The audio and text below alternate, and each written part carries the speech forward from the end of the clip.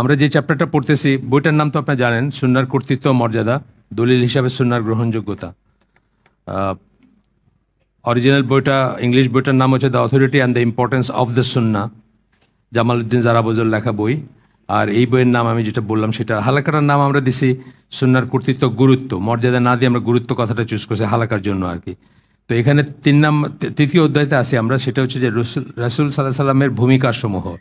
রাসূল সাল্লাল্লাহু সাল্লামের অনেক ভূমিকা ছিল, রোল যেটাকে আমরা বলি, অনেক ভূমিকা ছিল, কিন্তু আমরা এখানে 4টা মেজর ভূমিকা নিয়ে পড়াশোনা করব, যার ভিতরে আমরা 2টা শেষ করছি, 3 নাম্বারটার শেষে আসি, আজকে 4 নাম্বারটাও শুরু করব। প্রথমটা হচ্ছে কোরআনের ব্যাখ্যাকারী, এটা আমরা শেষ করছি। দ্বিতীয়টা হচ্ছে স্বনির্ভর আইন প্রণেতা।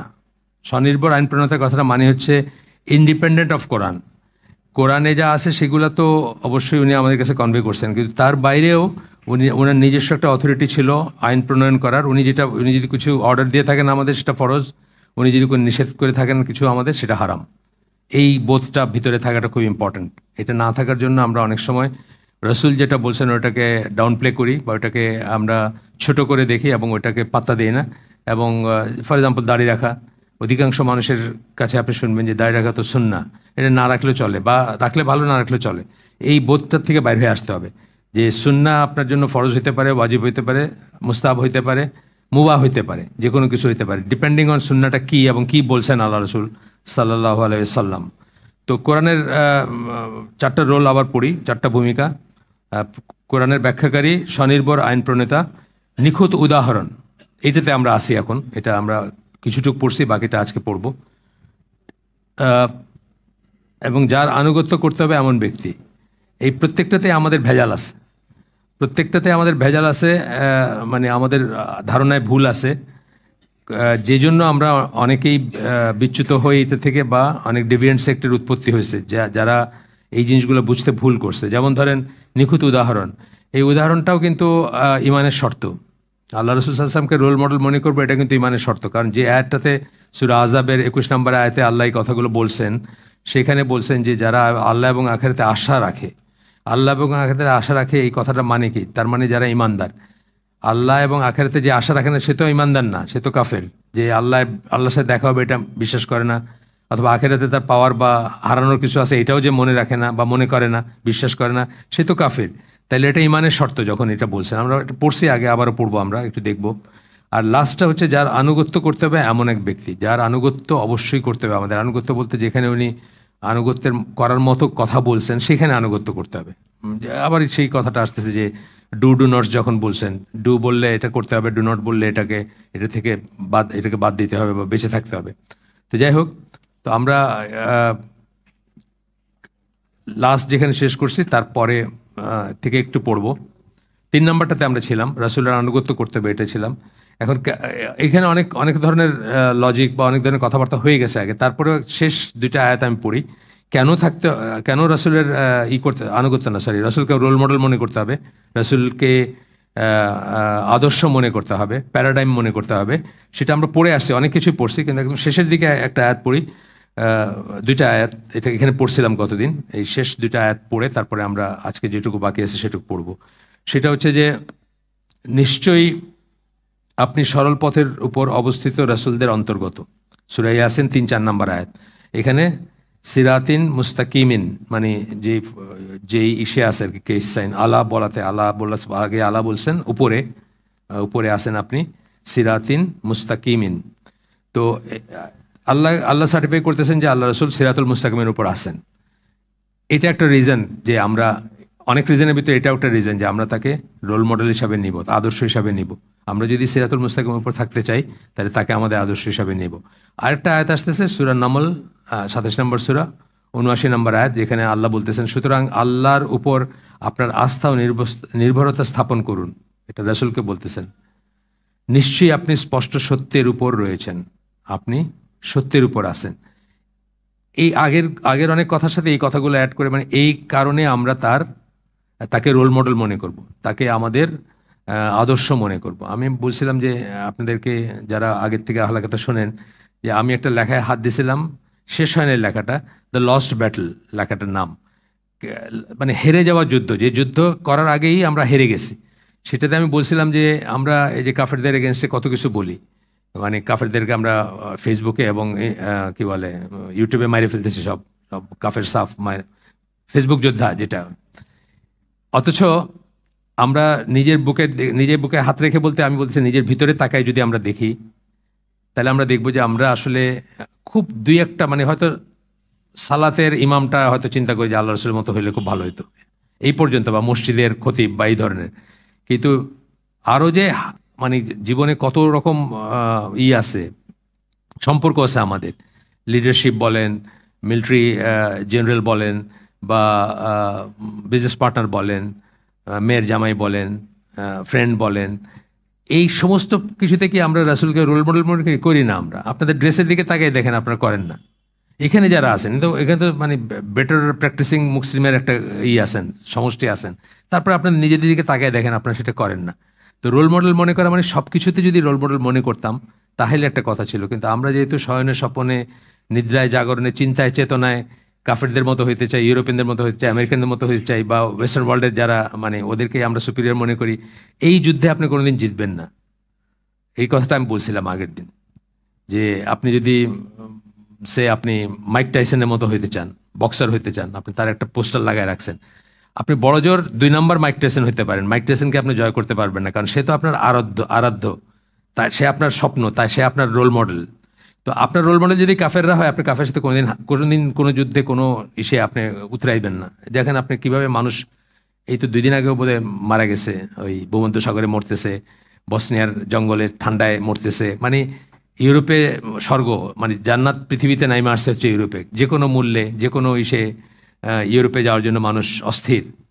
তো এটাই আমি বলছিলাম যে লস ব্যাটল, আপনার শত্রুকে যদি আপনি আরাধনা করেন, তাহলে আপনি কোনোদিন শত্রুকে জয় করতে পারবেন না, সে তো আপনার সুপিরিয়র আপনার চেয়ে।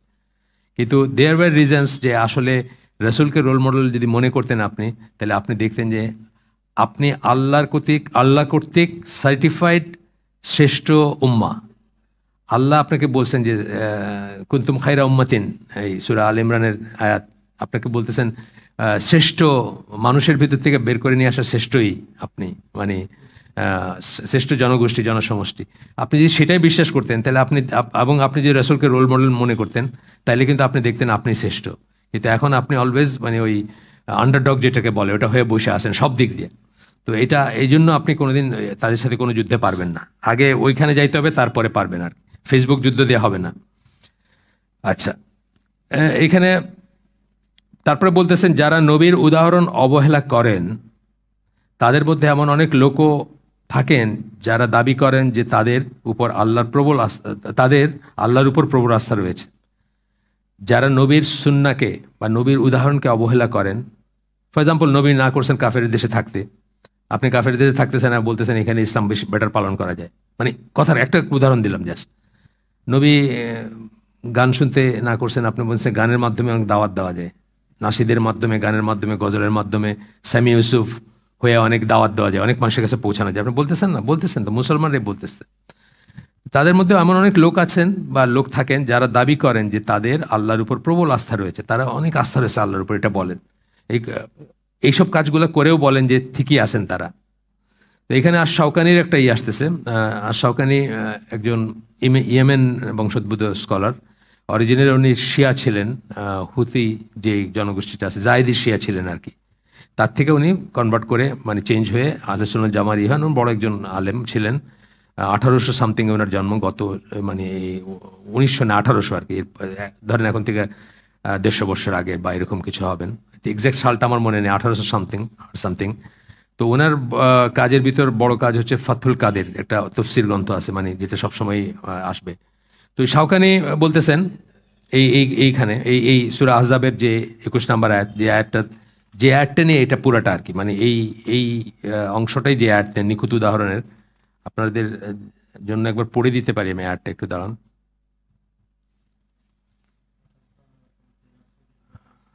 হ্যাঁ, তোমাদের মধ্যে যারা আল্লাহ ও আখিরাতের আশা করে ও আল্লাহকে বেশি বেশি স্মরণ করে, আল্লাহ এবং আখিরাতের আশা করে বলে কি করলেন, ইমানের শর্ত হয়ে গেল। আর বেশি বেশি স্মরণ করে মানে যারা জিকির, আল্লাহকে যারা বেশি করে, তার মানে যারা পায়াস, যারা রিয়েলি মানে প্র্যাকটিসিং মুসলিম, তাদের জন্য আল্লাহ রসুলের মধ্যে রয়েছে এক চমৎকার আদর্শ। তো এইটা ছিল আয়াতটা। তো শাওকানি এই আয়াতের উপর বলতেছেন, সূরা আহজাবের যে আয়াতে নবীকে নিখুঁত উদাহরণস্বরূপ বর্ণনা করা হয়েছে, সেখানে এটাও বলা হয়েছে যারা আল্লাহর উপর যার আল্লাহর উপর ভরসা রয়েছে, অর্থাৎ যারা আল্লাহর সাথে মিটিংয়ের আশা রাখে, ভরসা রাখে যে আল্লাহর সাথে দেখা হবে এবং আখিরাতে আল্লাহ এবং আখিরাতে আশা রাখে, তার জন্যই নবী এক নিখুঁত উদাহরণ। তার মানে উল্টাভাবে কি, আমাদের জন্য যে নিখুঁত উদাহরণ না হন, তার মানে আমরা আল্লাহ এবং আখিরাতে আশা রাখি না, ভরসা করি না, বা আমাদের ইমানের সমস্যা, আমাদের ইমান মানে চেক করে দেখা উচিত, তাই না? রোল মডেল বলতে সব কিছু, কাপড় চোপড়টা আমি জাস্ট একটা জাস্ট কথার কথা বলছি। আমি কত জায়গায় এটা বলতে বলতে টায়ার্ড হয়ে গেছি যে আপনি যখন একটা জিন্সের প্যান্ট এবং একটা টি শার্ট পরে যখন সালাদ আদায় করেন, আপনি যখন সেজদায় যান, আপনার সতরের প্রত্যেকটা ভাঁজ, প্রত্যেকটা মানে আউটলাইন দেখা যাচ্ছে। আপনার সালাত হচ্ছে কিনা এটা নিয়ে মানে বিতর্ক আছে, আপনি দেখেন, পড়ে দেখেন। কোনো আলেম বলছেন টোটালি হচ্ছে না, কোনো আলেম বলছেন যে আপনি বাসায় গিয়ে আবার পড়তে হবে, যদি জামাতে আপনি পড়েও থাকেন আবার পড়তে হবে, ইত্যাদি অনেক আছে। বেলাল ফিরিস একটা লেকচার আছে এটার উপর সুন্দর, যে আমরা তো পর্দা করে মানে মুখে ফেনা উঠায় ফেলে শুধু মেয়েদের ব্যাপারেই মনে করি যে পর্দাটা। ছেলেদের যে পর্দা, ওই যে উনি ঠিক এই কথাটাই বলছেন, যেমন আপনি সেজদায় যাইতেছেন, আপনার বাটাক পুরা দেখা যাচ্ছে, আউটলাইন দেখা যাচ্ছে, আপনার তো সতর্কই করলো না। তো এই জিনিসটাই আমরা ছাড়তে পারি না। আমরা দেখবেন আমাদের ওই আলোচনা জামার মসজিদগুলোতে দেখবেন খুব টাইট জিন্স পরে টি শার্ট পরে এরকম করে দাঁড়াইছেন, কাঁধে কাঁধ পায়ে পা, কিন্তু কাঁধে কাঁধ পায়ে পা হলো সেকেন্ডারি ওইটার তুলনায়, তাই না? ওইটার সাথে নামাজই হবে না, সতর না ডাকলে তো নামাজই হবে না। কাঁধে কাঁধ পায়ে পা রাফিয়াত দেন, সবকটাই বা যেইগুলো বলতেছেন, যেগুলো করতেছি আমরা, সবকটা প্রয়োজনীয়, আমি কিন্তু অপ্রয়োজনীয় বলতেছি না। বাট সবচেয়ে আগে কি, আপনার সতর না ডাকলে তো নামাজই হচ্ছে না। অজু না থাকলে যেমন নামাজ হচ্ছে না, সতর না ডাকলে নামাজ হচ্ছে না, প্রি কন্ডিশন। সুতরাং আপনি বাকিটা দিয়ে কী করবেন?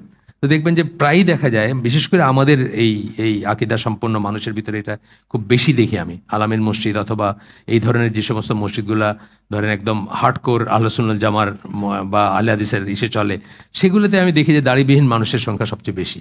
মানে ওই মসজিদে, মানে আলামিন মসজিদে আমি যখন নামাজ পড়তাম, এখনকার অবস্থা আমি জানি না, 60-70% মানুষের কোনো দাড়ি নাই। তারপরে আবার এইগুলো আর কি, যে আপনার জিন্সের প্যান্ট পরছে, টি শার্ট এইটুকে, মানে সেজদায় গেলে ওই ভাঁজ দেখা যাইতেছে পিছনের, আর এইভাবে খুব টাইট করে দাঁড়াইছে, মানে এইটাই হয় সব কিছু হলো। তো আকরামুজ্জামান বিন আব্দুল সালাম বলতেছিলেন যে কাকে নিয়ে জানি, আরব দেশের কাকে নিয়ে নর্থ বেঙ্গলে কোথাও গেছিলেন আর কি। তো উনি ইসের সাথে কাজ করতেন আগে, কুয়েত হেরিটেজ সোসাইটির সাথে। তো ওইখানে যাওয়ার পরে ওইখানে ওই লোক বলতেছেন আর কি, তোমরা তো 5 হাদিসের আহলে হাদিস, মানে এই রাফিয়াত দেন, পায়ে পা লাগানো, জোরে আমিন বলা, এই 4-5টা হাদিসের আহলে হাদিস তোমরা, বাকি হাদিস কই গেল? বাকি আমলগুলো নাই কেন? তা আমরাও আসলে অনেকটা ওইরকম হয়ে গেছি, যে আমরা আহলে হাদিস আহলে সুন্নাত জামার কথা বলি, কিন্তু ওই কয়েকটার ভিতরে আর কি এইগুলোই হলো ইন্ডেক্স আমাদের, যে আমরা সহি আকীদার আর কি। আকীদা তো অনেক বড় একটা শব্দ, অনেক বড় একটা মিনিং, তাই না? এই কটা দিয়ে আমরা মানে সার্টিফাই করে দিই যে আমরা সব সহি আকীদা সহি মানহাজের উপর আছে। তো বলতেছেন যে তার জন্য নবী হলেছেন নিখুঁত উদাহরণ। তাইলে আপনার নিখুঁত উদাহরণ বা আপনার জন্য যদি প্যারাডাইম বা সেট স্ট্যান্ডার্ড নবী না হন, তাহলে ইউ বেটার চেক ইউর ইমান। এটি তো ব্যাপারটা। এই হচ্ছে সেই ব্যক্তি যে আল্লাহকে বিশ্বাস করে এবং তার সন্তুষ্টি কামনা করে এবং তার কাছে থেকে প্রতিফল আশা করে, তার সেই লোক নবীকে রোল মডেল মনে করবে। সুতরাং এই আয়াতের নিহিতার্থ হচ্ছে এই, যে কেউ যদি সত্যি সত্যি আল্লাহ ও শেষ বিচারে বিশ্বাস করে, আল্লাহর উপর ভরসা করে এবং প্রায়শই আল্লাহকে স্মরণ করে, যেটা বললেন আমরা এই আয়াতে পড়লাম, তার উচিত স্বয়ং আল্লাহ যাকে চমৎকার উদাহরণ বলে সম্বোধন করেছেন, কিন্তু 70 পৃষ্ঠা লিখে দিয়েছেন এখানে, আপনাদের জন্য ইম্পর্টেন্ট না, তারপরে বললাম যদি কেউ রেফারেন্স জানার। এরপরে বলতেছেন কিতাব ও সুন্নাহ একজন মুসলিমের কাছে রয়েছে। এগুলো হচ্ছে সেই দুটো পথ নির্দেশনা, মানবকুলকে সরল পথে এবং পরিষ্কার সত্যের পথে দিক নির্দেশনা দেবার জন্য আল্লাহ যা নাজিল করেছেন। এগুলো হচ্ছে সেই দুইটা জিনিস, কিতাব ও সুন্নাহ, যেগুলো আপনি যদি হেদায়েত চান, আপনি যদি জান্নাতে যাইতে চান, আপনি যদি জাহান্নাম থেকে নিজে বাঁচাতে চান, তাহলে এই দুইটার সাথে লেগে থাকতে হবে। একটা বাদ দিয়ে চলবে না আপনার। আপনি যদি একটা বাদ দেন, তাইলে আপনার এটা ট্রাঙ্কেটেড হয়ে গেল, কাটা হয়ে গেল, আপনার আর পুরাটা থাকলো না। আচ্ছা, 4 নম্বর রোলে আসবো আমরা এখন। 4 নম্বর রোলটা হচ্ছে আনুগত্যের দাবিদার হিসাবে নবীর সাল্লাল্লাহু আলাইহি সাল্লামের ভূমিকা। আনুগত্য একটু আলাদা জিনিস, অনুসরণ একটা জিনিস, আনুগত্য একটা জিনিস। কিন্তু অনুসরণ ইতাআত হচ্ছে আনুগত্য। আতিউল্লাহ ওয়া আতিউর রাসূলা বলি না আমরা, এটা হচ্ছে আনুগত্য।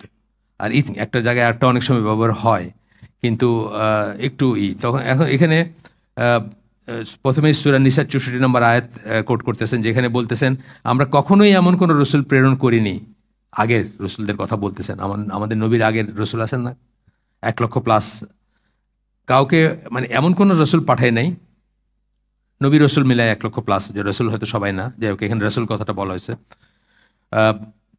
প্রেরণ করিনি আল্লাহর অনুমতি সাপেক্ষে। বিইজনিল্লাহ যে কথাটা আমরা বলি না, প্রায় বলি যে আল্লাহর অনুমতি সাপেক্ষে, যার আনুগত্য করতে হবে না, মানে যে রসুলই পাঠাইছি তারই আনুগত্য করার আদেশ দিছি আমরা, আল্লাহর ইচ্ছা, আল্লাহর অনুমতি সাপেক্ষে তার আদেশ। অনুমতি সাপেক্ষে মানে এই যে আনুগত্যটা, এটাকে আল্লাহ বলছেন বলে আনুগত্য, সেই কথাটা বোঝানো হচ্ছে এখানে। তো কোন রাসূল যেমন ছিলেন না যার আনুগত্য করতে হবে, এই আদেশ না দিয়েছেন আল্লাহ, মানে সকল রাসূলের আনুগত্য করা তার যে উম্মাহ বা তার যে মানুষ ছিলেন বা তার জনগোষ্ঠী, তাদের জন্য মাস্ট ছিল, অব্লিগেটরি ছিল, আমাদের জন্য তাই। আচ্ছা, এরপরে বলতেছেন যে সত্য এবং মিথ্যা, মানে আরেক জায়গায় বলতেছেন সত্য এবং মিথ্যার মাঝে থেকে বেছে নেবার স্বাধীনতা আল্লাহ মানুষকে দিয়েছেন, আপনাকে আমাকে সবাইকে দিয়েছেন, চয়েস দিচ্ছেন, জোর করা যাবে না, জোর করা যাবে না, জোর করে কাউকে কনভার্ট করতে পারবেন না, মানে একজন আহলে কিতাবকে বা একটা ইসেকে। এবং আপনাকে চয়েস দিচ্ছেন আল্লাহ, আপনি চাইলে নিতে পারেন সত্য, চাইলে নাও নিতে পারেন। মানুষ এবং জিনকে চয়েস দেওয়া হয়েছে, আর কোনো সৃষ্টিকে চয়েস দেওয়া হয়নি। এই জন্য মানে এটা একদিকে রিস্কি ব্যাপার হয়েছে, আল্লাহ বলছেন এই কথা যে মানুষ এই রেসপন্সিবিলিটি নিছে, অন্যরা নেয় নাই। মানুষ এই চ্যালেঞ্জটা নিছে বা রেসপন্সিবিলিটি নিছে যে সে চয়েস নিবে এবং তারপরে সৎপথে চলবে, এই এই কথাটা কোরআনের টোন আর কি। অন্যগুলা যেমন আপনার গরু ছাগল যারা, তারা মাটি হয়ে যাবে, তাদের কোনো জান্নাত নাই, জাহান্নাম নাই, কিয়ামতের দিন শেষ। কিন্তু আমাদের তো ইটার্নাল জান্নাত অথবা ইটার্নাল জাহান্নাম আছে, অনেক বড় একটা রিস্কি ব্যাপার আর কি। তো যাই হোক, এখানে সূরা মুলকের 1 নম্বর 2 নম্বর আয়াত কোট করতেছেন, যেখানে বলতেছেন তিনি মহিমান্বিত, সর্বময় কর্তৃত্ব যার, তিনি সব বিষয়ে সর্বশক্তিমান, তিনি মৃত্যু এবং জীবন সৃষ্টি করেছেন তোমাদের পরীক্ষা করার জন্য, এই যে টেস্টের জন্য। আপনি কি চুজ করেন, টেস্ট আছে দেখে বিচার আছে।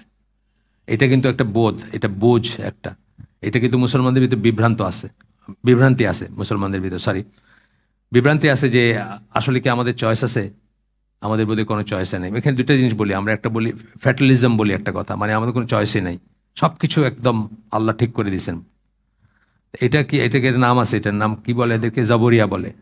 হ্যাঁ, জবরিয়া যারা বলে যে আমি যে মদ খাইতেছি, আমার কি শক্তি আছে মদ খাওয়ার, আল্লাহ আমাকে খাওয়াইতেছেন, সুতরাং আমার কোনো গুনাহ নেই, এটা জবরিয়া। আরেকটা হচ্ছে কাদারিয়া, যারা বলে যে আল্লাহ এই এখানে বসলাম আমি, এই আল্লাহ জানলেন যে আমি বসলাম, তার আগে আল্লাহ জানেন না বসলাম, এটা হচ্ছে কাদারিয়া।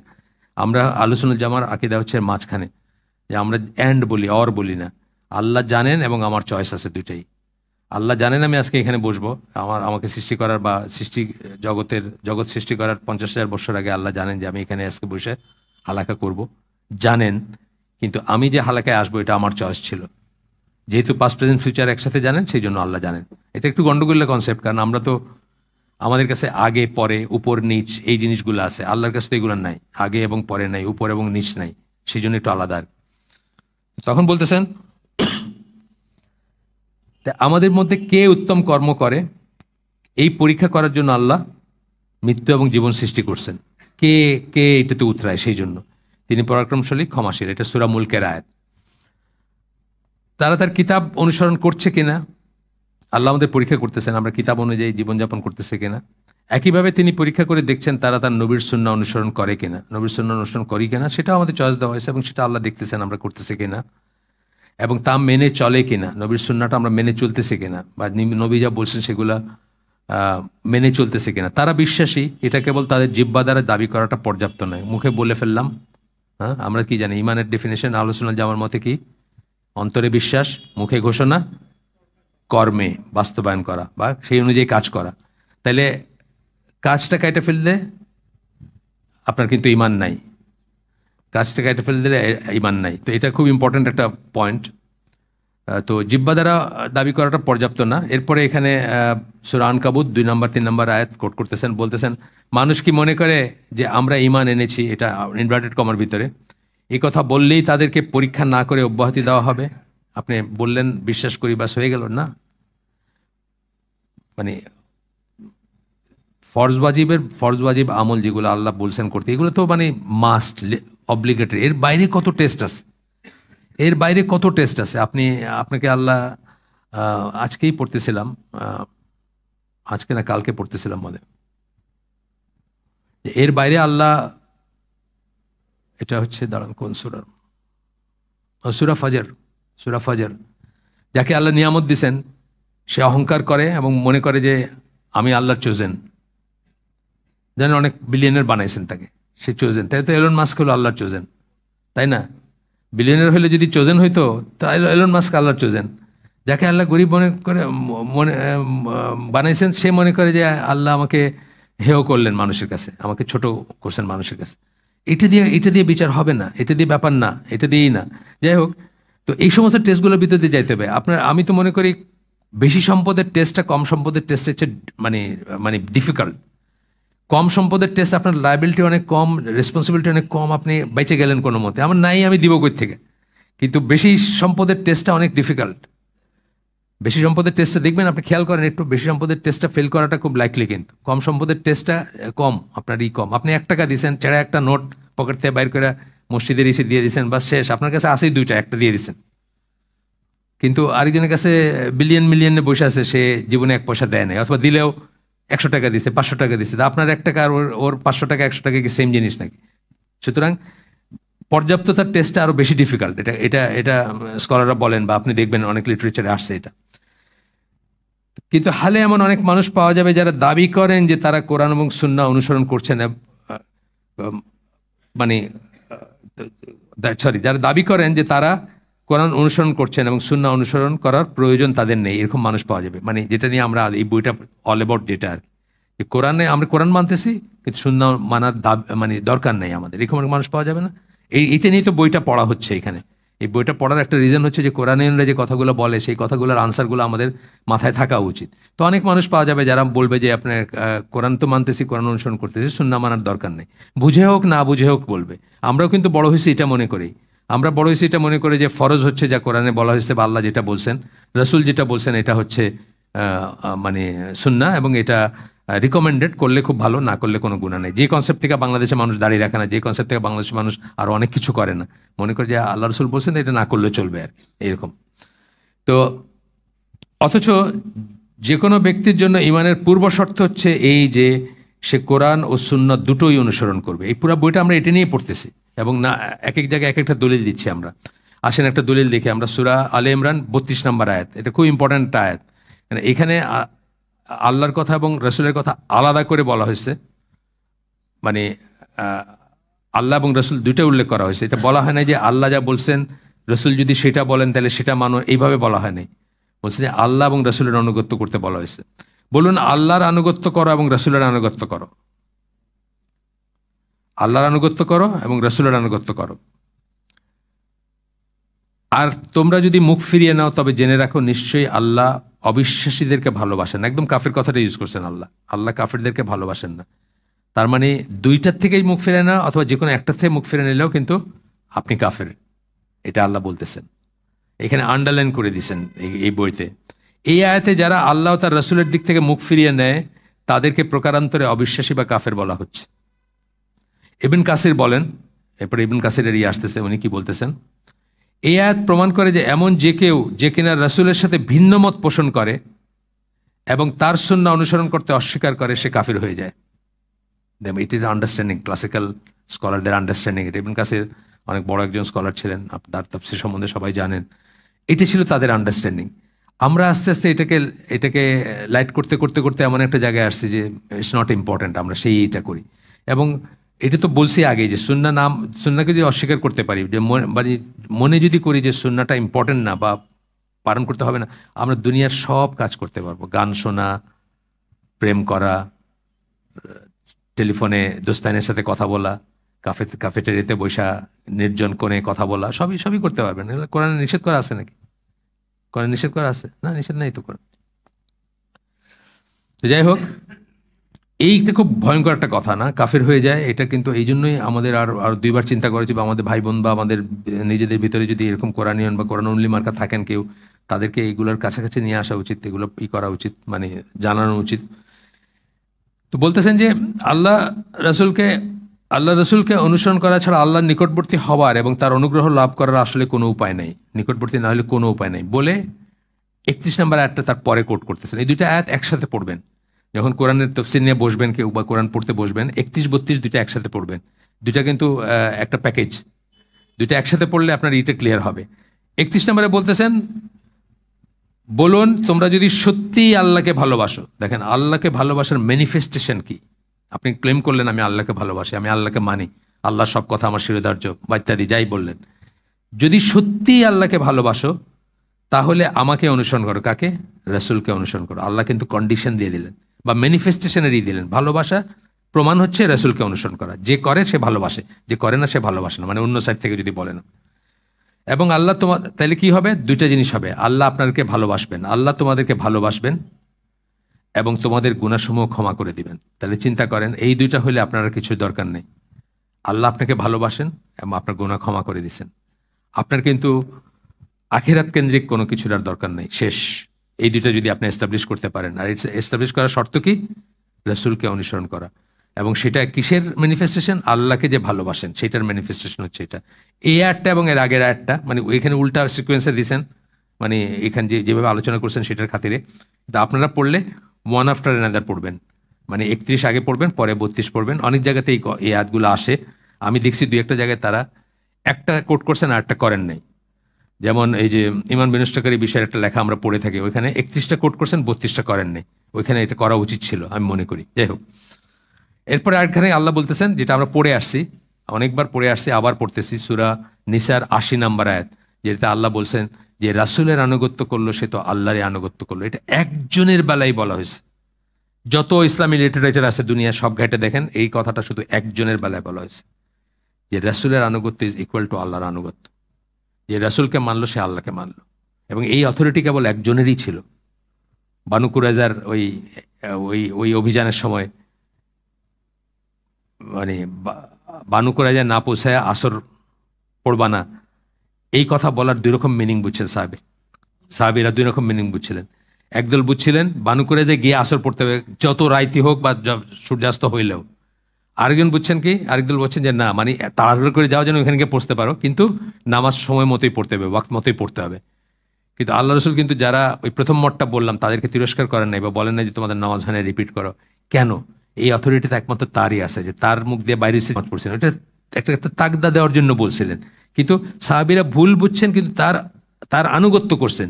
সেই জন্য কিন্তু তারা এই একজন মানুষের ভুল আনুগত্য করলেও তারা নিষ্পাপ। আর যে কারো কিন্তু ভুল আনুগত্য আমরা করতে পারবো না। ভুল জিনিসে আর কারো এই যে মাজাব টাজাব নিয়ে যে ডগমেটিক ব্যাপারগুলো হয়, কেন হয়? ভুল হোক শুদ্ধ হোক, আমার ইমাম যেটা বলছেন ওইটাই ঠিক, আমি আর কিছু শুনতে চাই না। এই জন্যই তো এই পজিশন দুনিয়াতে আর কারো নাই, শুধু একজনেরই আছে। এই জিনিসটা আমরা বারবার বলি, বারবার রিয়েলাইজ করা উচিত। এবং এইখানে আনুগত্য করার কথা আল্লাহ বলছেন, আর রাসূল কিন্তু সহিহ হাদিসে বলে গেছেন কি, যে কেউ রাসূলকে অমান্য করলো সে আল্লাহকে অমান্য করলো। উল্টা সাইডটাও বললেন। আল্লাহ কিন্তু শুধু আনুগত্যের কথাটা বলছেন, আর রাসূল কিন্তু বাকিটা কমপ্লিট করে দিলেন, যে রাসূলকে অমান্য করা মানেও আল্লাহকে অমান্য করা। এটা অন্যত্র আসছে, আরো লিটারেচার আসছে। তাহলে রাসূলকে মানা মানে হচ্ছে আল্লাহকে মানা, রাসূলকে অমান্য করা মানে আল্লাহকে অমান্য করা। বোথ সাইড আমরা বলি, আমরা ম্যাথমেটিক্সের ভাষায় বলি ইফ অ্যান্ড অনলি ইফ, মানে এর কোনো ফাঁক নাই এখানে কোনো, বুঝছেন? ম্যাথমেটিক্সে পড়ছেন না, ইফ অ্যান্ড অনলি ইফ একটা কথা বলে না, মানে দুই সাইড থেকে ভ্যালিড। একটা কথা বলতেছেন যে a plus B whole square সমান a square plus 2ac plus B square, এই পাশ থেকে ভ্যালিড, আবার ওই পাশ থেকেও ভ্যালিড। দুইটা, যদি এটা অন্য একটা ইস্যু, কিন্তু আমি বলছি থিওরেমগুলোতে আমরা বলি এই কথাটা। আচ্ছা, এরপরে ইমাম শাফির একটা কনক্লুশন দিতেছেন, এটা আমরা হুবহু পড়বো। আমি কিন্তু স্কিপ করে করে পড়ি বই, এটা হুবহু 100 বার এডিট করছিলেন, 100 বার। তারপরে দেখছেন যে এই বইটাতে ভুল আছে, তারপরেও ভুল বাইরেছে। তখন উনি বলছিলেন যে আল্লাহ চান না আল্লাহর কিতাব ছাড়া আর কোনো কিতাব নির্ভুল হোক। আপনি দেখেন যে কোনো বই দেখবেন, যে একবারে মানে ইংল্যান্ড আমেরিকার প্রেসগুলো তো খুব ভালো, ওদের বইগুলো খুব সুন্দর না? কিন্তু ওদের যারা এই কাজ করে আর কি, মানে পাবলিশিংয়ের সাথে যারা আছে, ওদের হাতে দেন, ওরা মানে 3 সেকেন্ড একটা ভুল বাইর করে দেখাই দিবে আপনাকে, যে ধরনের ভুলই হোক সেটা হয়তো কাটতে গিয়ে ব্যাকা হয়েছে, নাহলে এক শব্দের জায়গায় আরেক শব্দ আসছে, বা একটা কমা বাদ পড়ছে, বা একটা কিছু দেখাই দিবে। আল্লাহর কিতাব ছাড়া, ইমাম শাফি এই বইটার পরে বলছিলেন যে আল্লাহর কিতাব ছাড়া আর কোনো নির্ভুল কিতাব থাকুক এটা আল্লাহ চান না, আর কোনো নির্ভুল কিতাব হইতে পারে না। যাই হোক, আমরা ফিরে আসি। তো উনি বলতেছেন ব্যাপারটা যেভাবেই দেখা হোক না কেন, আল্লাহ ব্যাপারটা স্পষ্ট করে দিয়েছেন যে তার রাসূলকে মেনে নেওয়ার ব্যাপারে তিনি বাধ্যবাধকতা আরোপ করেছেন। বাধ্যবাধকতা, অব্লিগেটরি, মাস্ট, মানতে হবে, চয়েস নাই আমাদের, যে মানবো কি মানবো না, চয়েস নাই। এবং আল্লাহর রসুলের কাছ থেকে এসেছে জেনে থাকলে, আপনি যদি জানেন একটা কিছু আল্লাহ রসুলের কাছ থেকে আসছে, কোনো আদেশ অমান্য করার ব্যাপারে মানবকুলের কাউকে কোনো অজুহাতের অবকাশ দেয়া হয়নি। না জানতে পারেন আপনি, সেটা একটা জিনিস। এই জন্য এই বইতে একটা প্রপোজিশন আছে যে আপনি কিয়ামতের দিন যদি আল্লাহর সামনে দাঁড়ান, আপনি সারা জীবন একটা ভুল আমল করছেন ধরেন, কিন্তু আপনি বললেন যে আল্লাহ আমার যেটুকু ক্যাপাবিলিটি ছিল সেটা দিয়ে, যে তাহকিক করার ছিল সেটা দিয়ে আমি জানছি যে আল্লাহ রসুল এটা করতে বলছেন, তারপরে আমি এটা করছি। আপনার একটা অজুহাত থাকতে পারে আল্লাহর কাছে। কিন্তু আপনি বললেন আমি কোনো ভাইভাই দেখি না রসুল কি বলছেন না বলছেন, আমি তো আমার ইমামের করছি, ইত্তেবা করছি আর কি, অনুসরণ করছি, আমার ইমামের অনুসরণ করছি। আল্লাহ বলেন তোমার ইমামের কথা কোথায় লেখা আছে? আমি কথা বলছি নাকি যে অমুক ইমাম বা অমুক ইমামকে করতে হবে? এইটা হচ্ছে রিস্কি বিজনেস আর কি। কিন্তু আমরা একদম খালিস নিয়তে এবং সব চেষ্টা করার পরে আল্লাহ রসুল বলছেন দেখে যদি জেনে থেকে যদি একটা কাজ করি, কাজটা যদি ভুলও হয়, আমাদের একটা যুক্তি থাকবে আল্লাহর সামনে। এটা অন্যত্র বলছেন আর কি। আল্লাহ বরং দিনের সকল ব্যাপার মানুষের জন্য তাকে আল্লাহ বরং সকল ব্যাপারে, সব ইস্যুতে মানুষের জন্য তাকে অপরিহার্য করে রেখেছেন। অপরিহার্য, আনঅ্যাভয়েডেবল, ইনএভিটেবল। অপরিহার্য কথা ইংলিশ, আনঅ্যাভয়েডেবল হতে পারে, ইনএভিটেবল হতে পারে, মানে কোনো বাইপাস করার রাস্তা নেই। এবং সেটার প্রমাণ হিসাবে তার কিতাবে লিপিবদ্ধ কর্তব্য সময়ের অর্থ পরিষ্কার করে দেওয়ার ক্ষেত্রে সুন্নাহর ব্যবহারের দৃষ্টান্ত দেখিয়েছেন। কিতাবে যা আছে, লিপিবদ্ধ আছে, সেটার অর্থ কে পরিষ্কার করে দিছেন? রাসূল করে দিছেন। রাসূল যে অর্থ বলছেন সেটাই ফাইনাল, আমি কি বুঝছি সেটা ফাইনাল না, বা আমি অনেক সময় বুঝিই নাই কি বলছেন আল্লাহ। যেন এটা জানা যায় যে আল্লাহর কিতাবে লিপিবদ্ধ কোনো আদেশের সুনির্দিষ্ট অর্থ বের করার ব্যাপারেই হোক, মানে কোনো একটা কথার সুনির্দিষ্ট অর্থ কি, যেমন আমরা পড়ে আসছি হাত কাটা চোরের। কতটুক চুরি করলে চোর বলবেন আপনি? হাত কাটার অপরাধ? আল্লাহ তো বলেন নাই, কে বলছেন? রাসূল বলছেন। কতটুকু হাত কাটবেন? এখান থেকে নিয়ে বাহুমূল থেকে নিয়ে এই পর্যন্ত সবটুকু, নাকি কবজি, নাকি কোনোই পর্যন্ত কতটুকু কাটবেন? জেনারেল রুলিংকে নির্দিষ্ট করে দিয়ে গেছেন আল্লাহ রসুল সাল্লাল্লাহু আলাইহি ওয়াসাল্লাম। আল্লাহ বলেন নাই কতটুকু, সেটাই বলতেছেন এখানে যে আল্লাহর কিতাবে লিপিবদ্ধ করা আদেশের সুনির্দিষ্ট অর্থ বের করার ব্যাপারেই হোক, মানে সুনির্দিষ্ট অর্থ কি, আসলে কি বোঝাইছেন আল্লাহ এটা দিয়ে, অথবা আল্লাহর কিতাবে উল্লেখ নেই এমন কোনো বিষয় আইন প্রণয়নের ব্যাপারেই হোক, আল্লাহর কিতাবে আল্লাহ বলেন নাই। কেন বলেন নাই সেটা আল্লাহর উইজডম। আমরা এখানে পড়ে আসছি আজান প্রচলনের কথা আল্লাহ বলেন নাই, কিন্তু বোঝা গেছে যে এটা আল্লাহর আদেশে করা হয়েছে। জানাজার নামাজের কথা আল্লাহ বলেন নাই, কিন্তু বোঝা গেছে যে এটা আল্লাহর নির্দেশে করা হয়েছে। এই ধরনের অনেক ব্যাপার আছে। জানাজার নামাজ, আজান, এগুলো কোরআনের আদেশ থেকে হয় নাই, আল্লাহ রসুল থেকে প্রথমে ওটা শুরু হয়েছে, তারপরে আল্লাহ কোরআনে ওটাকে সেকেন্ডেড করছেন বা ওটার উল্লেখ করছেন যে এইখানে যারা শিরকের উপর মারা গেছে তাদের জন্য করবা না, তাদের জানাজায় দাঁড়াবা না, বা জানাজায় করবে না, বা এই ধরনের ব্যাপার।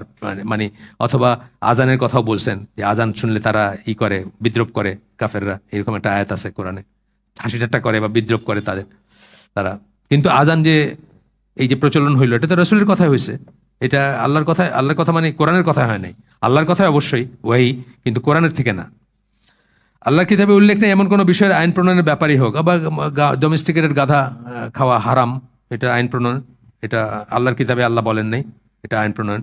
বা আপনি মরা মাছ খেতে পারেন, মরা পশু আল্লাহ নিষেধ করছেন, আল্লাহ রসুল বলছেন মরা মাছ খেতে পারো, সমুদ্রের সমস্ত প্রাণী মৃত হইলেও খাওয়া যাবে তাদের, এটা বলছেন। বা আপনার এই ধরনের আরো অনেক জিনিস বলতে পারতাম আমি। এর যে কোনো অবস্থায় আল্লাহর আদেশ উপস্থাপন করে এবং তা রসুলের আদেশের সাথে সম্পূর্ণ সঙ্গতিপূর্ণ, মানে এই যে কোনো কিছু হলে এর যে কোনো অবস্থায় আসলে আল্লাহর আদেশ উপস্থাপন করে। অর্থাৎ আল্লাহ রসুল যে বলছেন ডোমেস্টিকেটেড গাধা খায় না, আল্লাহ রসুল যে বলছেন যে মাছ খাইতে পারো মৃত হইলেও, আল্লাহ রসুল যে বলছেন যে খালাবঞ্জি এবং ফুফু ভাইজিকে একত্রে বিয়েতে রাখো না, এই সব কিছুই আসলে আল্লাহর কথা, আল্লাহর আদেশ আসলে, কিন্তু বলছেন রসুল, আল্লাহ কোরআনে বলেন না, এই কথাটাই বলতেছেন। এর যে কোনো অবস্থায় আসলে আল্লাহর আদেশ উপস্থাপন করে, আল্লাহর আদেশকে উনি উপস্থাপন করছেন আমাদের সামনে, এবং তার রসুলের আদেশের সাথে সম্পূর্ণ সঙ্গতিপূর্ণ। এই যেগুলো কথা পড়ে আসতাম আমরা, এগুলা মানে আল্লাহর কিতাবে লিপিবদ্ধ আদেশের সুনির্দিষ্ট অর্থ বের করার ব্যাপারই হোক, মানে যে কটা 3-4টা কেস পড়লাম আমরা, এই সবই আল্লাহর রসুল সাল্লাল্লাহু আদেশের সাথে সঙ্গতিপূর্ণ। দুটোই সকল অবস্থায় সমান, এই বইয়ের প্রপোজিশন কিন্তু এটা, বাধ্যবাধকতা সম্পন্ন। আমরা কিন্তু এটা এই বই শুরুর দিন বলছিলাম যে আহলুস সুন্নাহ ওয়াল জামা যাদেরকে আমরা বলি, যেটা আমরা হইতে চাই, এখানে আমরা যারা সবাই যেটা হইতে চাই, আহলুস সুন্নাহ ওয়াল জামার ডেফিনিশন কি মনে আছে নাকি? কার কার মনে আছে একটু শুনি তো, হাত তোলেন জাস্ট খালি। আহলুস সুন্নাহ ওয়াল জামা কারে বলে? এতক্ষণ ধরে মুখে ফেনা উঠায় ফেললাম আহলুস সুন্নাহ ওয়াল জামা বলতে বলতে। বা আহলুল হাদিস কারে বলে, কাকে বলে বলো?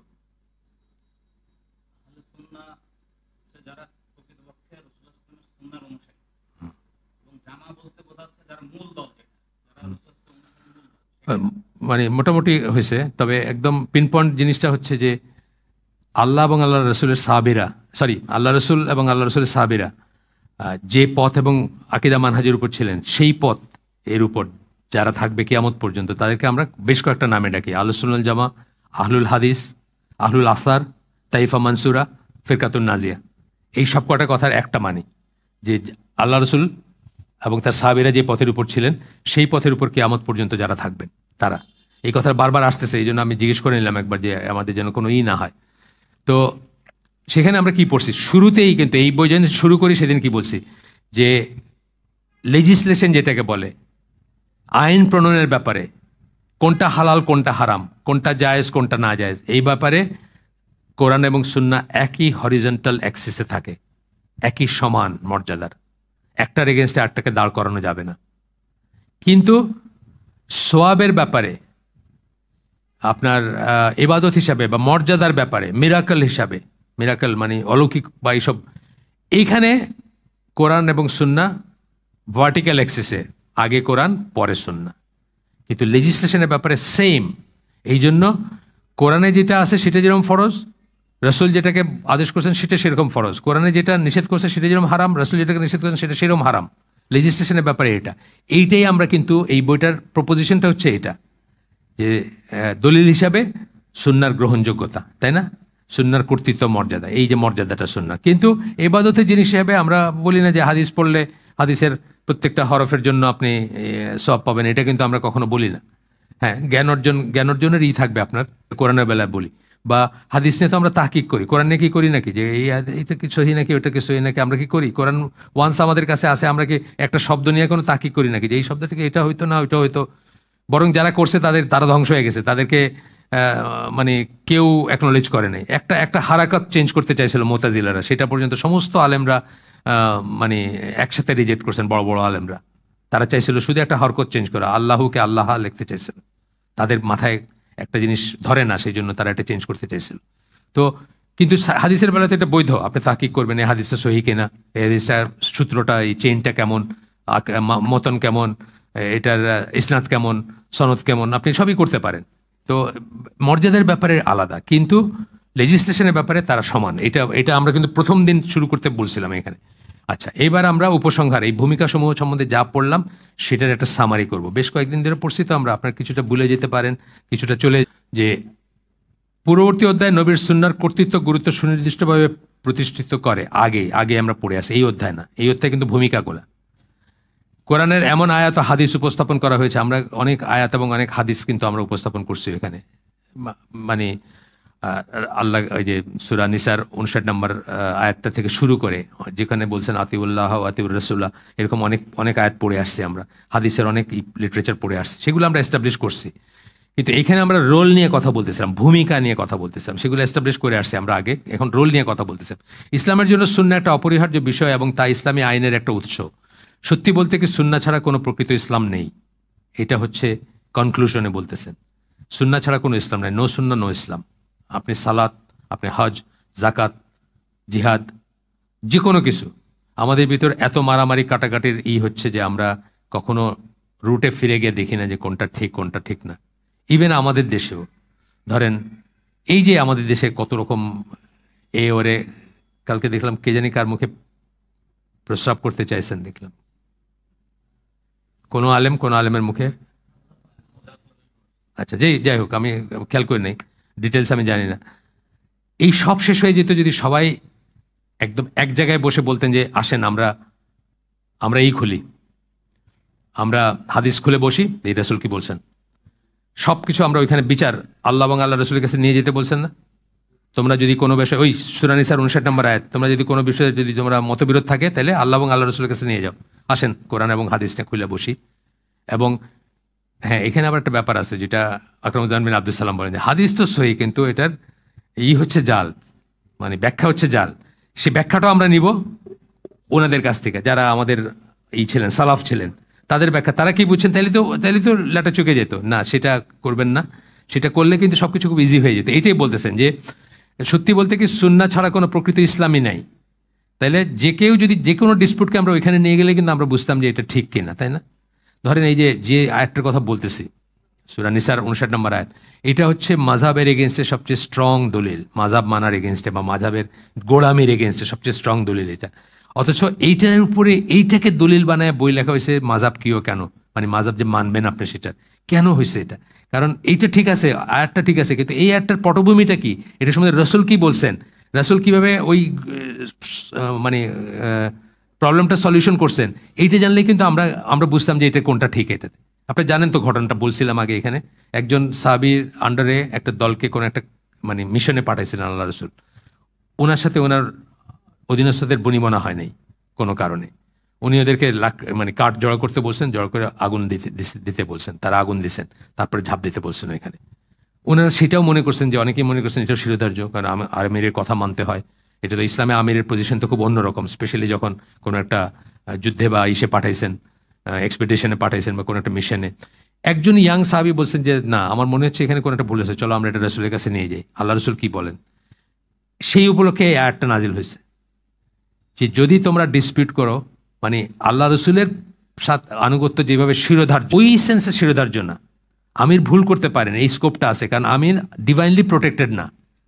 উলিল আমর যাদেরকে বলি, সেটা মসজিদের ইমাম হইতে পারেন, সেটা যুদ্ধের আমির হইতে পারেন, দেশের প্রেসিডেন্ট হইতে পারেন। তারটা একটা ভুল হওয়ার স্কোপ আছে, কারণ উনি আল্লাহর প্রোটেক্টেড না, ডিভাইনলি প্রোটেক্টেড না। সেইটা যদি আমরা মনে করি কখনো যে উনি ভুল করতেছেন, ওনাকে চ্যালেঞ্জ করি, তখন কি করণীয়? আল্লাহ এবং আল্লাহ রসুলের কাছে নিয়ে যেতে হবে, কোরআন এবং হাদিসের কাছে নিয়ে যেতে হবে। এইটা যদি আজও আমরা সবাই করতে পারতাম তাহলে কিন্তু আমাদের ডিসপিউট চলে যেত। কিন্তু যখনই আপনি দেখাই দেবেন, তারপরে বলবেন যে এটা আমাদের মাযহাবের নাই, বা এটা আমাদের আলেমরা বলেন নাই, বা এটা আমার পীর সাহেব বলেন নাই, অথবা আমি যার মুরিদ তিনি বলেন নাই, অথবা আমি ইমারা বা যাকে আমির মানি উনি বলেন নাই, এইখানে কিন্তু আমরা পাশ কাটায় যাই আর কি। তো এটাই বলতেছেন এখানে যে সুন্নাহ ছাড়া কোনো প্রকৃত ইসলামই নেই। এটা বোল্ড ফেস করে দিয়েছেন এখানে এই বইয়ে, ইচ্ছা করে দিয়েছেন যে মানে এই বোঝটা আমাদের মাথায় থাকবে, নো সুন্নাহ নো ইসলাম। এরপরে একটা একটা করে কনক্লুশনগুলো পড়বো আমরা। প্রথমটা হচ্ছে নবী কোরআন ব্যাখ্যা করেছেন, তার ব্যাখ্যা এবং প্রয়োগ ছাড়া ঠিক কিভাবে শুদ্ধভাবে কোরআনকে প্রয়োগ করতে হবে কারো পক্ষে তা জানার কোনো উপায় থাকবে না যদি আমরা সুন্নাহ না মানি এবং তার লিটারেচার, মানে তার থেকে যেগুলো আসে সব যেন বাদ দিয়ে দিলাম, তাহলে কোরআন কিভাবে প্রয়োগ করতে হবে এটা জানার কোনো উপায় থাকবে না। আকিমুস-সালাহ, কিভাবে সালাত, এই জন্য এই বইয়ে এক জায়গায় বলছেন, মানে থিওরিটিক্যালি বলছেন যে ধরেন থিওরিটিক্যালি এমন হইতো যে সুন্নাহ 100% প্রিজার্ভ কিন্তু কোরআন নাই, আবার কোরআন 100% প্রিজার্ভ কিন্তু সুন্নাহ নাই। দুইটার ভিতর কিন্তু সুন্নাহ 100% প্রিজার্ভ, কোরআন না থাকলেও আপনি দিন পালন করতে পারবেন।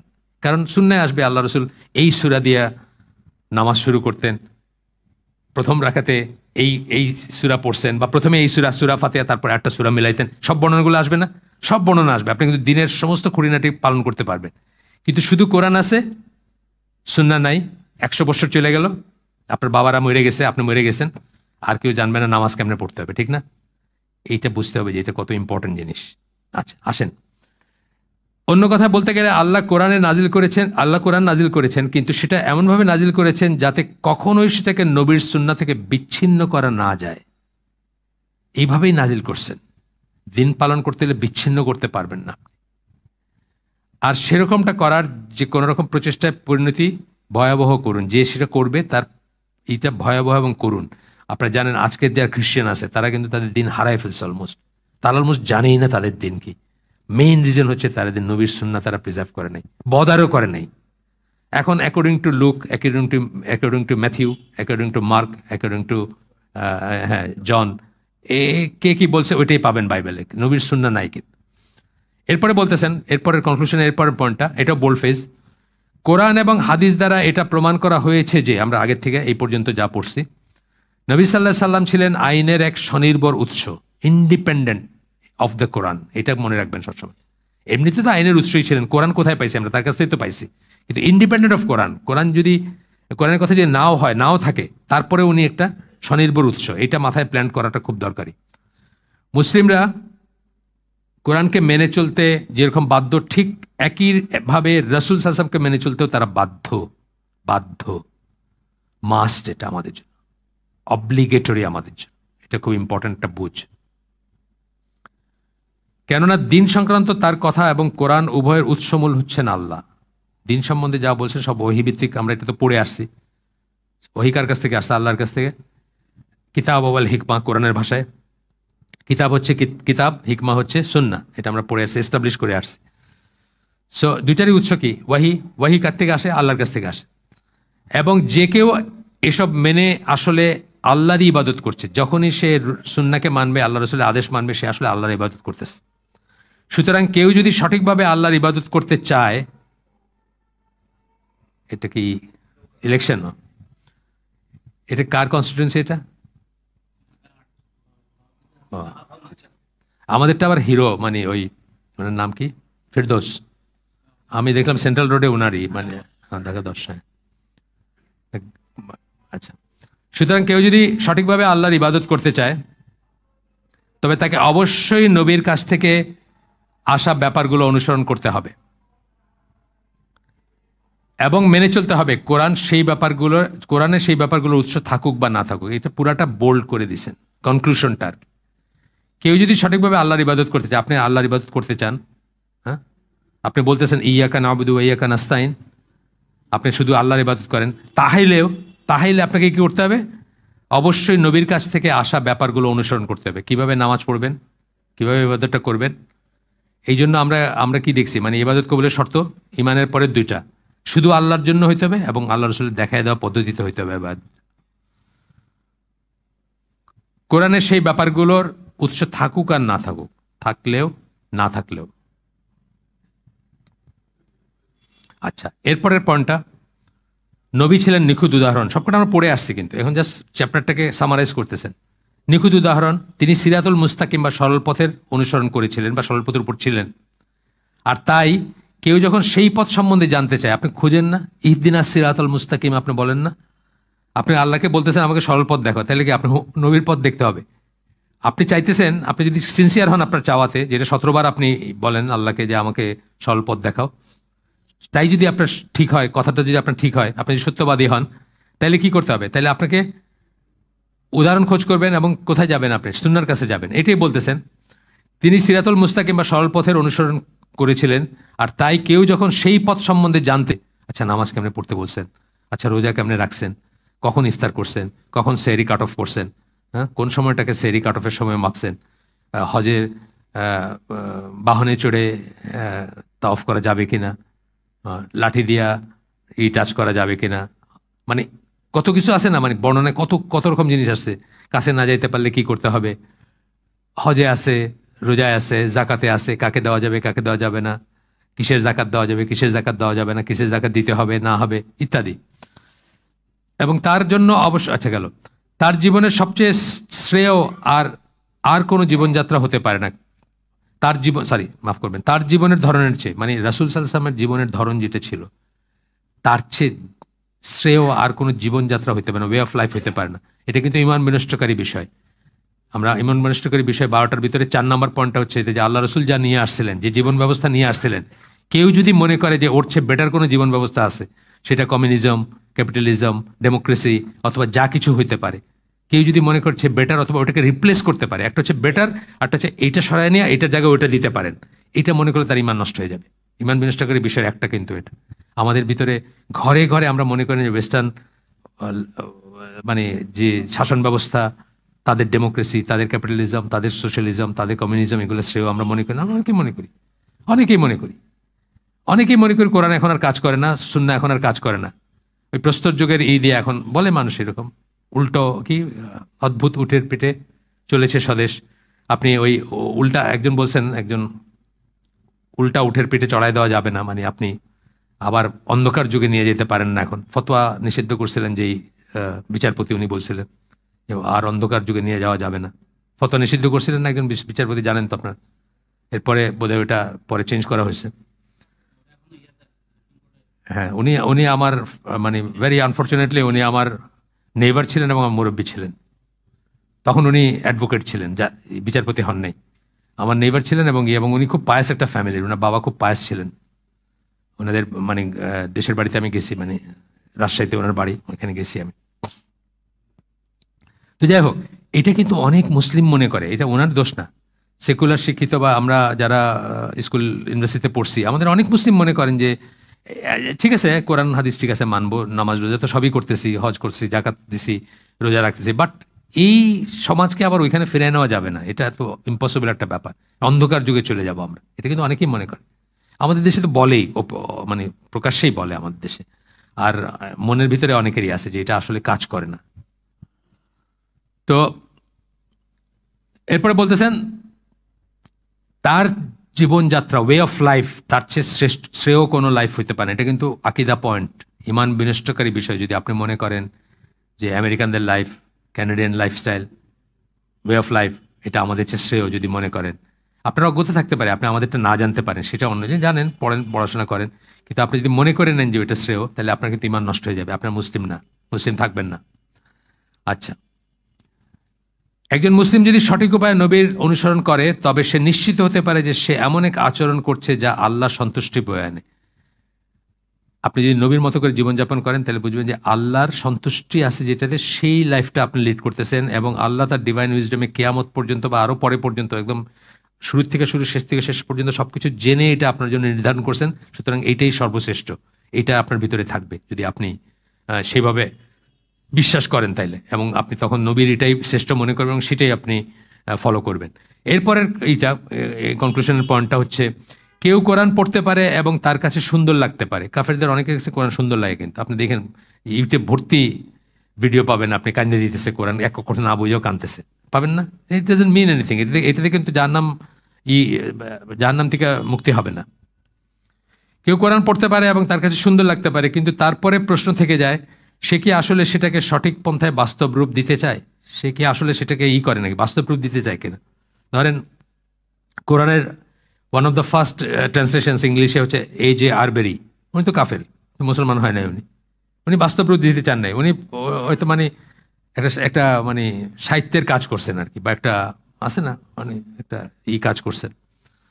জন আরবেরি উনি ওয়ান অফ দ্য ফার্স্ট আর কি। তারপরে আবদুল্লাহ ইউসুফ আলী, আরেকটা ঘরে ঘরে আছে আমাদের সবাই, উনি বহরি শিয়া ছিলেন। প্রথম কথা, দেখেন ছবি আছে, দাড়ি কিচ্ছু নাই, ব্রিটিশ বিয়ে করছেন এবং ইংল্যান্ডেই তার কবর, ইংল্যান্ডে মারা গেছেন। তো উনি কি করেন, বাস্তবায়ন করতে চেয়েছেন না? একে হলো বহরি শিয়া, তারপরে ইত্যাদি। এই জন্যই ওনার ভিতরে, ওনার কোরআনে অনেক ফ্ল আছে, আপনারা পড়লে দেখবেন অনেক কিছু। সুদকে বলছেন এই সুদ সেই সুদ না, বা আরও অনেক কথাবার্তা আছে। যাই হোক, ও তো মুসলমানই হয় নাই, সে তো অন্য কারণে লিখছে, এটা অন্য একেবারে ডিফারেন্ট কারণে। আমরা গরু খাওয়া মুসলিম, তো এটা না জেনেই ওই 5 দোনার ওইখানে লিখে রাখছি তীর চিহ্ন দিয়ে, ভাই গিরিশচন্দ্র শীল, ভাই ভাই হয়ে গেলেন কারণ উনি কোরআন ট্রান্সলেট করছেন লিখে। তো A.J. আরবেরি কি ভাই নাকি? হ্যাঁ, কাফের কিন্তু ভাই ডাকে যায় না, এটা জানেন তো। কাফের কিন্তু ভাই ডাকে যায় না, এটা এই ওয়ালাল বাড়ার ভিতর আছে, কাফেরকে ভাই ডাকে যায় না। আচ্ছা, এরপরে কিন্তু তারপরে প্রশ্ন থাকে, আচ্ছা যেভাবে নবী দেখিয়ে দিতে চান সেটা কি আপনি বাস্তবায়ন করতে চাইছেন, বা তাকিক করছেন যে কিভাবে নবী কিভাবে দেখে গেছেন একটা জিনিসকে বাস্তবায়ন করার ব্যাপারে? সুন্দর লাগতে পারে বললাম, কিন্তু সঠিক পন্থায় বাস্তব রূপ দিতে চান কিনা আপনি, এবং চাইলে কি আপনি খোঁজ করছেন নাকি যে নবী এটা বাস্তব রূপ দেওয়ার কি দেখে গেছেন? সালাত বলেন, হজ বলেন, জাকাত বলেন, রোজা বলেন, বৈবাহিক সম্পর্ক বলেন, আপনার কি বলে মিরাস বন্টন বলেন, নবী অ্যাকচুয়ালি কি বলে গেছেন, এটা কি আপনি খোঁজ করছেন কোনোদিন? একইভাবে কেউ নবীর জীবনী পড়তে পারে এবং তার চরিত্র ও সংগ্রামের বর্ণনা পড়ে চমৎকৃত হতে পারে। আপনি তার জীবনী পড়লেন, সিরা কিন্তু অনেক কাফেররা লিখছে, তাই না? অনেক সিরা আছে কাফেরদের লেখা। কিন্তু এখানেও প্রশ্ন থেকে যায়, নবী যা আদেশ করে গেছেন সেসবের কাছে নিজেকে সমর্পণ করতে কি সে ইচ্ছুক? ক্যারেন আর্মস্ট্রং, বার্নাবি রজারসন, মানে আমি 10টা বলতে পারবো, হ্যাঁ, লেসলি হ্যাজেলটন, তারপরে 10টা বলতে পারবো নাম, কিন্তু তারা তো এটা চায় নাই, যে এটা বাস্তবায়ন করতে চায় নাই। কেউ যদি নিজেকে সমর্পণ করতে না চায় তবে তার বাকি বোধ বা অনুভূতিগুলি অর্থহীন। আপনি সাবমিট করতে চাইলেন না, আপনার বাকি বোধগুলো অর্থহীন। আপনি আর বাকি যা করলেন আর ইভেন আপনি কথায় কথায় যদি সাল্লাল্লাহু আলাইহি সাল্লাম বলেনও, এটাও মিনিংলেস যদি আপনি তার এটাকে বাস্তবে পরিণত করতে না চান, তাই না? কারো যদি নিজেকে সমর্পণ করার ইচ্ছা না থাকে, তার কাছে সমর্পণ করতে হবে কিসের কাছে? কোরআন এবং সুন্নাহ দুইটার কাছে, বা ইসলাম। ইসলাম মানে আল্লাহর কাছে সমর্পণ করতে, আল্লাহর কাছে সমর্পণ মানে দুইটার কাছে সমর্পণ করা, একই কথা। তবে সে আসলে আল্লাহর কাছে ওই পরীক্ষায় বিফল হবার প্রমাণ রেখে যাচ্ছে। আল্লাহ তার অসীম প্রজ্ঞা ও জ্ঞান বলে মানবকুলকে যাচাই করতে চেয়ে তাদেরকে যে পরীক্ষার মাঝে রেখেছিলেন। এখানে আসতেছে সূরা মুলকের ওই আয়াতটা, যে হায়াত এবং মানে মৃত্যু এবং করছেন, জীবন আল্লাহ সৃষ্টি করছেন যেন তাদেরকে পরীক্ষা করতে পারেন। সেই কথাটা আবার আসতেছে যে সেটাই তাইলে বিফল হয়ে গেলেন আপনি। আবার পড়ি লাইনটা, কারো যদি নিজেকে সমর্পণ করার ইচ্ছা না থাকে, মানে হোল হার্টেডলি সাবমিট করার ইচ্ছা না থাকে কোরআন এবং সুন্নাহ দুইটার কাছেই, তবে সে আসলে আল্লাহর কাছে ওই পরীক্ষায় বিফল হওয়ার প্রমাণ রেখে যাচ্ছে। আপনি দলিল রেখে যাচ্ছেন আপনার এগেনস্টে। আল্লাহ তার অসীম প্রজ্ঞা ও জ্ঞান বলে মানবকুলকে যাচাই করতে চেয়ে তাদেরকে যে পরীক্ষার মাঝে রেখেছিলেন। আমার এই চ্যাপ্টারটা শেষ। আমি আর এই চ্যাপ্টারটা জাস্ট শুরু করে what it is all about বলে আমি শেষ করে দিব। 1 ঘন্টা হয়ে গেছে আমাদের। সুন্নাহর মর্যাদা বরং কোরআনের মর্যাদা, এই একটু আগে কথাটা বলছি। এটা কিন্তু আমরা এই কোরআন এবং সুন্নাহকে একই এক্সিসে বললাম, রেজিস্ট্রেশনের ব্যাপারে সমান বলে কিন্তু আমরা কোরআনকে খাটো করে দেখতেছি না। সেটা নিয়ে হলো এখানে আলোচনাটা, এবং সেটা নিয়ে বিভিন্ন স্কলারদের মত আছে। কোনো স্কলার দ্বিমত করছেন, কিন্তু পরে দেখা গেছে যে আসলে একই কথা বলতেছেন উনি, কিন্তু অন্য একটা ল্যাঙ্গুয়েজে বলতেছেন। 1-2 সাতিবি যেমন আছেন, বা আরও এরকম 1-2 স্কলার পাবেন এই 1400 বছরে যারা রিনাউন্ড, তারা হয়তো এই বইয়ের প্রপোজিশনের লাইনের সাথে একটু ডিফার করতে পারে। কিন্তু দেখা গেছে যে তারা যেটা বলতেছেন, ফাইনালি তারা বলতেছেন যে সকল সুন্নাহই কোরআনের, মানে ওইটার উৎস হচ্ছে কোরআন। এইভাবে তারা প্রমাণ করার চেষ্টা করছেন। কিন্তু সেই কথাটাকে অন্য স্কলাররা বলছেন যে এটা ঠিক না, কারণ এমন সুন্নাহ পাওয়া যাবে যেটা কোরআনের সাথে আসলে কোনো সম্পর্কই নাই, এটা আমাদেরকে মানতে হবে। কিন্তু ওই স্কলাররা যারা বলছেন যে কোরআন আগে পরে, ওনারা বলতে গিয়ে এটা বলছেন যে সকল সুন্নাহই আসলে ফাইনালি কোরআনেই পাওয়া যাবে, এটা বলতে চাইছেন ওনারা। এই ছাতিবি একজন, বা অন্যরা আমরা পরে পড়বো ইনশাল্লাহ। তো সেটা আগামী দিনে রাখি। সুবহানাকা আল্লাহুম্মা ওয়া বিহামদিকা আশহাদু আল্লা ইলাহা ইল্লা আনতা আস্তাগফিরুকা ওয়া আতুবু ইলাইক। আমরা যে শুনলাম তার মধ্যে ভালো কিছু শুনে থাকলে সমস্ত প্রশংসা আল্লাহর, আলহামদুলিল্লাহ। খারাপ কিছু শুনে থাকলে সমস্ত ব্যর্থতা আমার, এবং সেটা শয়তানের তরফ থেকে। আল্লাহ আমাদেরকে তৌফিক দেন যা ভালো শুনলাম তার উপর আমল করার। আসসালামু আলাইকুম ওয়া রাহমাতুল্লাহি ওয়া বারাকাতুহু। হালাকা থেকে উপকৃত হওয়ার 2টা ফর্মুলা বলি আমি। একটা হচ্ছে প্রেজেন্স অফ মাইন্ড। এখানে যখন হালাকায় বসবেন, এইখানে থাকবে মনটা ঘুরে বেড়াবে না। কালকে ফেসবুকে কার সাথে ঝগড়া করছেন, অথবা পাশের বাসার মেয়েটারে ওই সময় দেখছিলেন বারান্দায় দাঁড়ায়, এইসবে যাবে না। মনটা এইখানে থাকবে। আরেকটা হলো কনসিস্টেন্স, মানে লেগে থাকা। একটা হালাকা করলেন, তারপরে আর 10টার কোনো খবর নেই, 11 নম্বরটাতে এসে আবার জয়েন করলেন। লাভ হওয়ার চান্সটা কম হবে হয়তো, কিন্তু আর কিছু না হোক দিনের মজলিসে বসার সবটা তো পাবেন, সেটা আছে। কিন্তু রিয়েলি যে লাভ হওয়ার কথা সেটা মানে হলো না হয়তো আর কি। তো ঠিক আছে, আসসালামু আলাইকুম।